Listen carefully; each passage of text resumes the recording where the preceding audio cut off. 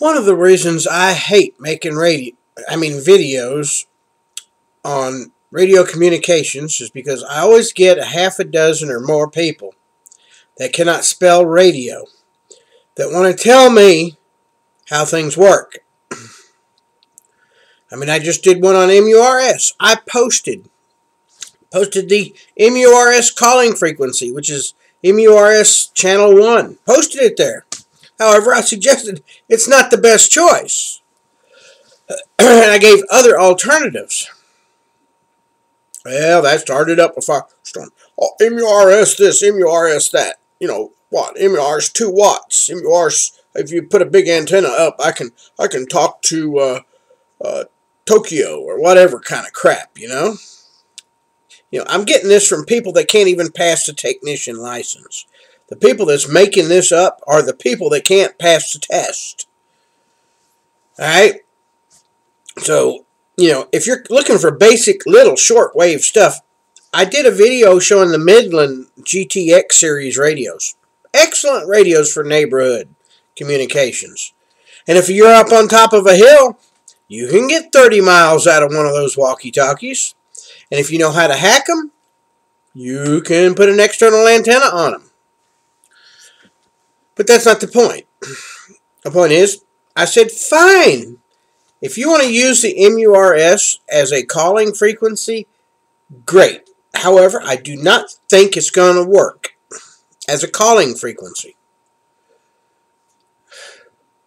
Unless you got a group of people all in the same neighborhood, it's not going to work. You're not going to reach me on your MURS unless maybe I hear somebody going down the interstate.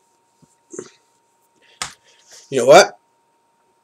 My gate runs on MURS channel 4 with a CTSS code of 4. That keeps anybody driving up and down the interstate, from breaking my squelch. That's all it is squelch tone. And MURS has squelch tones too. I haven't heard anybody mention that. They probably didn't read the instruction manual on their MURS radio. So, anyhow, now you know if you're driving by exit 245, turn your MURS radio to channel 4 and put it a squelch tone of 4 and you'll get my farm intercom frequency.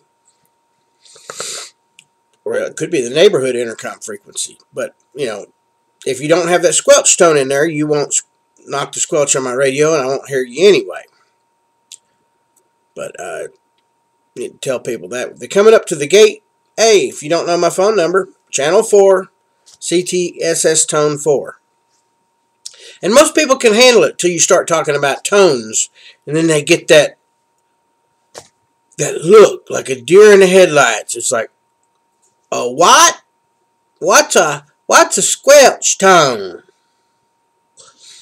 Duh. That's why I don't make videos very much anymore. I used to make some radio videos, and then I get ham radio. I even get ham radio operators that are mad because I'm wearing bib overalls. Oh, you're making the ham radio community look like a bunch of hicks.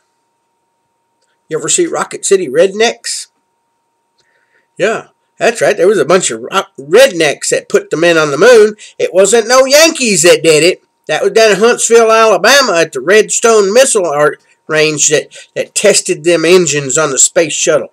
And it's right, it's a bunch of rednecks that built the Apollo capsule and all like that. It was Houston, then in Texans and Alabamans and Tennesseans that put us on the moon. It wasn't none of y'all suit and tie up there. People that talk like that, they're perfect examples of putting a tuxedo on a turd. Anyway, back to what I was saying. So yes, if you have a group of people and you're on MURS, use it. But remember, MURS, if you think CB is bad, MURS only has 5 channels. MURS has only existed since about 2002, so if it catches on, it's going to be worse than CB radio, because there's no rules, and people will start keying up on each other and making noises and making farting sounds on the MURS, and it won't be long at all, and it'll be worthless because it's only 5 channels and it's not licensed. That's one of the parts about licensing. If you're licensed to get on it, well, guess what? That means you can get a fine if you don't use it right. Not many people want to risk getting fined because up in them upper frequencies, it's easier to direction find your signal. The smaller antennas mean I can get that directional antenna and point it and get use a compass. I'm going to show you how to DF somebody. Get a directional antenna until you get when you get the strongest signal, you get out your compass and you mark that direction. Draw a line on the map, a straight line on your map from where you are in that direction. Use a ruler. Drive about 6 to 7 miles in another direction. Find that signal again. Draw another line, straight line with your ruler on the map. You know where the lines cross at? That's where the offending party is. You go to their house, you cut their coax.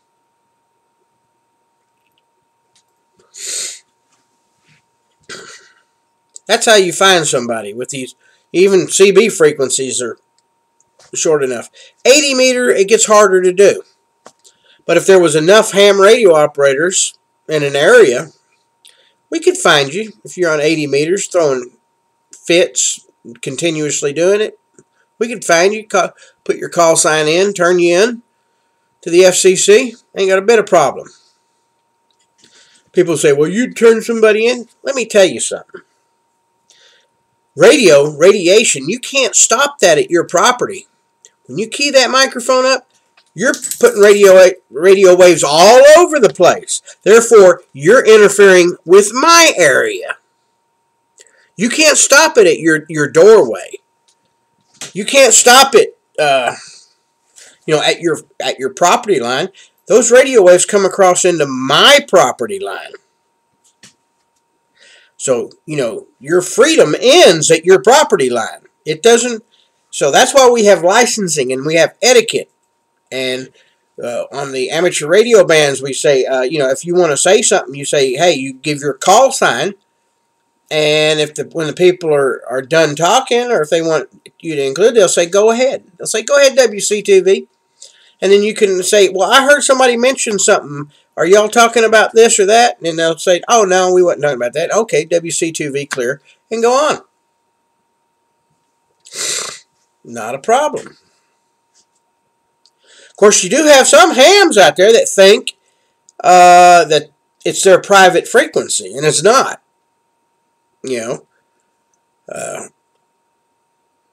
And they want to tie up a frequency for 2 or 3 hours, and, if it's just 2 people chatting for 2 hours, you got to expect somebody's going to say, hey, I need the frequency for a while. Which is one of the nice things about the local communications. When you're on the VHF, UHF, the signal doesn't propagate as far, and it doesn't clutter up as quickly. Here in Tennessee, we got so many repeaters that aren't even being used. They're just silent. So we got lots of repeaters around here, so there's no reason, if I know, like the Short Mountain repeater, I can say, everybody listen to it and say, hey, so-and-so, yeah, let's go to this other repeater. Or if we can go simplex, which means we'll talk directly. The big repeaters, that's basically what they're supposed to be used for. They're supposed to be used for contact and then move off somewhere else if things were busy. It's called radio etiquette. That's why I don't even bother to, it gets aggravating making videos to teach people with no manners, about radio. They don't have the gumption to pick up a book and read it. They can't understand it. I mean, okay, here's what I'm going to say. I'm going to tell you, and this is probably going to make a lot of people mad. If you do not have a high school education, you're going to have a hard time learning anything about ham radio. Because it takes a little bit of math knowledge. You have to know how to read. You have to be able to comprehend etiquette. That's what a lot of that book's about, is etiquette. When to identify yourself and why we identify ourselves. Identification means we know who's causing trouble.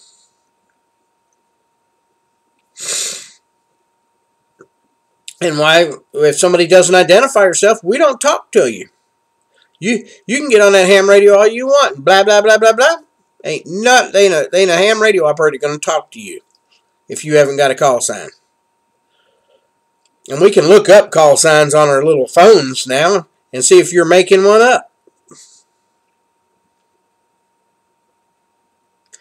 But I heard one guy say, oh, that license is just so they can come and confiscate your radio.